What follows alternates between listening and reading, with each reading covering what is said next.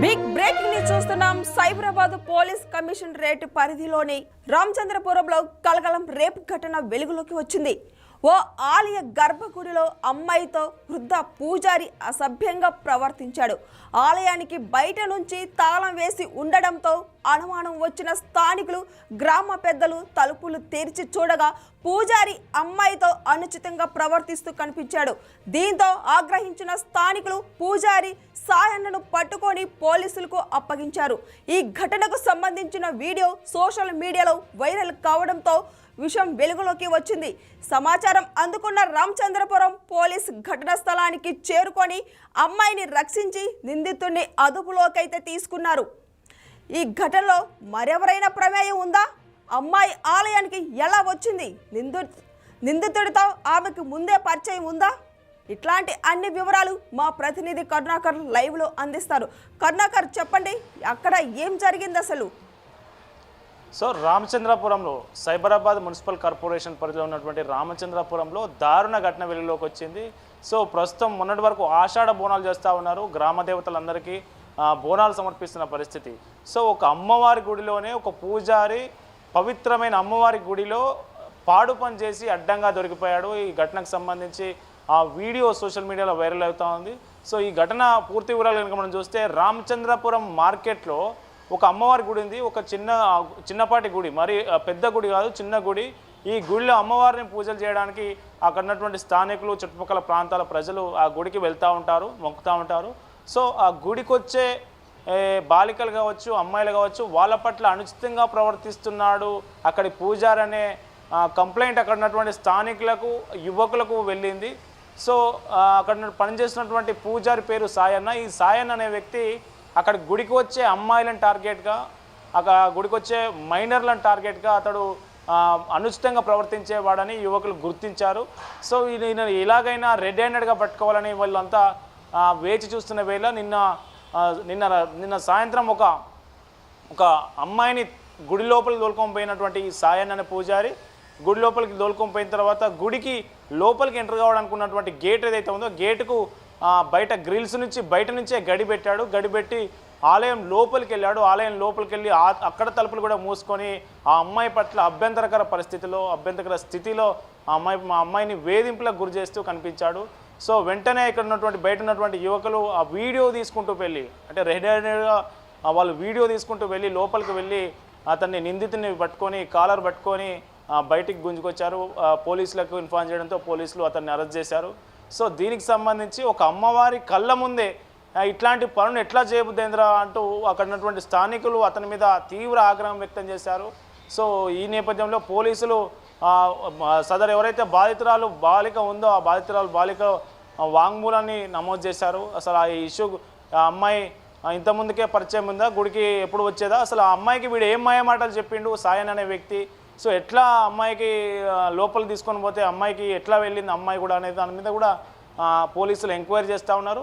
ఇది బాలిక ఇష్యూ కాబట్టి దీన్ని చాలా సెన్సిటివ్గా ఈ కేసును హ్యాండిల్ చేస్తూ ఉన్నారు.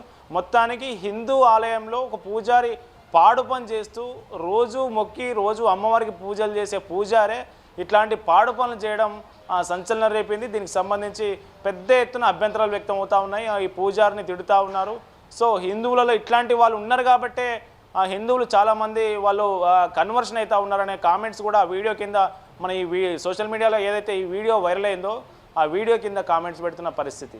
సో ఇట్లాంటి దాని మీద పోలీసులు కఠినంగా స్పందించాలి. ఇట్లాంటి వ్యక్తులను అసలు ఎన్ని సెక్షన్లైనా పెట్టి అసలు జైలు నుంచి బయటికి రాకుండా చేయాలనే డిమాండ్లు కూడా పెద్ద ఎత్తున హిందూ ధార్మిక సంస్థల నుంచి వినిపిస్తూ ఉన్నాయి. సో అమ్మవారి గుడిలో ఇట్లాంటి అపవిత్ర పని, నీచ పనికి పాల్పడినటువంటి సాయన్నను పోలీసులు అరెస్ట్ చేశారు. అతని మీద వివిధ సెక్షన్ల కింద కూడా కేసులు నమోదు చేశారు.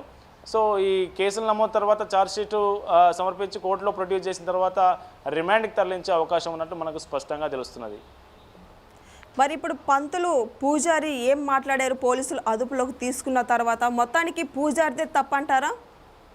ఎస్, అంటే పూజారి ఏం మాట్లాడతాడు? పూజారి మాట్లాడడానికి ఏమీ లేదు. ఎందుకంటే అమ్మవారి గుడిలో చేయకూడనటువంటి అత్యంత జుగుప్సాకరమైన, అత్యంత దారుణమైన నీచపు పనికి పాల్పడుతున్నాడు కాబట్టి పూజారి మాట్లాడడానికి అతనికి అక్కడ ఏమీ మిగలలేదు. పూజారి యువకులను చూసి వణికిపోతున్న తీరు మనం విజువల్స్లో చూడొచ్చు. ఆ విజువల్స్లో ఆ పూజారి మొత్తం అతని ముఖ కవలికలు మొత్తం మారిపోయినాయి. నిందితుడిగా ఉన్నటువంటి అతని పూజారిని వీళ్ళు యువకులు కాలర్ పట్టుకొని బయటికి లాక్కొచ్చిన పరిస్థితి. ఆ తర్వాత పోలీసులకు అప్పగించారు. పోలీసులు ఆ కేసుని టేక్ ఓవర్ చేసుకొని అతని నిందితుడిని స్టేషన్కి తరలించిన పరిస్థితి. సో పూజారి మాట్లాడడానికి ఏమీ లేదు. పూజారి చేసింది తప్పన్న విషయం పూజారికి అర్థమైపోయింది, అక్కడ ఉన్నటువంటి చూసే వాళ్ళకి అర్థమైపోయింది. ఈ వీడియో వైరల్ కావడం వల్ల యావత్తు తెలంగాణ ప్రజలకు కూడా అర్థమైపోయింది. ఈ పూజారి ఈ వృద్ధుడుగా ఉన్నటువంటి వయస్సు మళ్ళీన ఇతను కూడా ఇట్లాంటి అమ్మాయి పట్ల అనుచితంగా అది ఆ గుడిలో అమ్మవారి కళ్ళ ముందు ఎట్లా చేసిండు వీడు దుర్మార్గుడు అంటూ కామెంట్స్ పెడుతున్న పరిస్థితి. ఆ గుడి పక్కన చుట్టుపక్కల ఉన్న ప్రజలు ఏమంటున్నారు పూజారి గురించి, ఏమంటారు దీని గురించి? ఎస్ పూజారి తీరు మీద చుట్టుపక్కల వాళ్ళు అనేక సార్లు అభ్యంతరాలు వ్యక్తం చేశారు. అసలు అమ్మవారికి పూజ చేస్తాడన్న ఓ ఏకైక కారణంతో అతడి బాలికల పట్ల, అమ్మాయిల పట్ల, గుడికి వచ్చే మహిళల పట్ల కొంత అనుచితంగా వేరే దృష్టితో చూసినప్పటికీ కూడా ఎవరూ పెద్దగా పట్టించుకోలేదు. ఎవరు పెద్దగా బయటకు వచ్చి మాట్లాడడం కానీ, పోలీసులకు కంప్లైంట్ చేయడం కానీ ఇట్లాంటివి ఏమి చేయలేదు. సో ఇప్పుడు ఏదైతే ఘటన వెలుగులోకి వచ్చిందో ఇప్పుడు అక్కడ ఉన్నటువంటి స్థానికులు కూడా ఆ పూజారి తీరును ఖండిస్తూ ఉన్నారు. గతం నుంచే ఈయన ఇట్లాంటి ప్రవర్తన ఉంది, ఇట్లాంటి బుద్ధి ఉంది అనే విషయాన్ని వాళ్ళు అక్కడ ఉన్నటువంటి చుట్టుపక్కల వాళ్ళైతే ఇదే అభిప్రాయాన్ని వ్యక్తం చేస్తూ ఉన్నారు. సో కఠినంగా ఈ నిందితుడిని హిందూ అమ్మవార్లు ఇప్పుడు ప్రతి మతాలకు సంబంధించిన వాళ్ళు ఎవరి ప్రార్థనా మందిరాలు వాళ్ళకు ఉంటావు. సో అవి పుణ్యక్షేత్రాలుగా పుణ్య ప్రాంతాలుగా భావిస్తారు.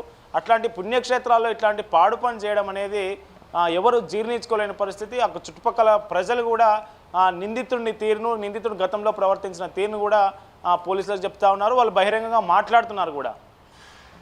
సో మొత్తానికి ఒక గుడిలో పూజారి ఇలా అసభ్యకరంగా ప్రవర్తించాడంటే కఠిన చర్య తప్పదంటారా? ఇంకా ఎస్, ఎందుకంటే ఆమె అమ్మాయి కూడా బాలిక అని తెలుస్తూ ఉంది, మేజర్ కాదు. కాబట్టి ఈ నిందితుడి మీద కఠిన సెక్షన్లు పోక్సో కేసులు కూడా నమోదయ్యే అవకాశం ఉన్నట్టు స్పష్టంగా తెలుస్తూ ఉంది.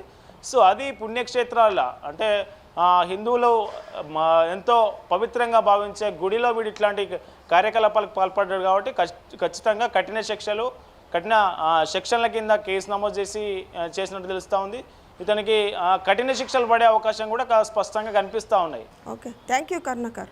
Over to studio.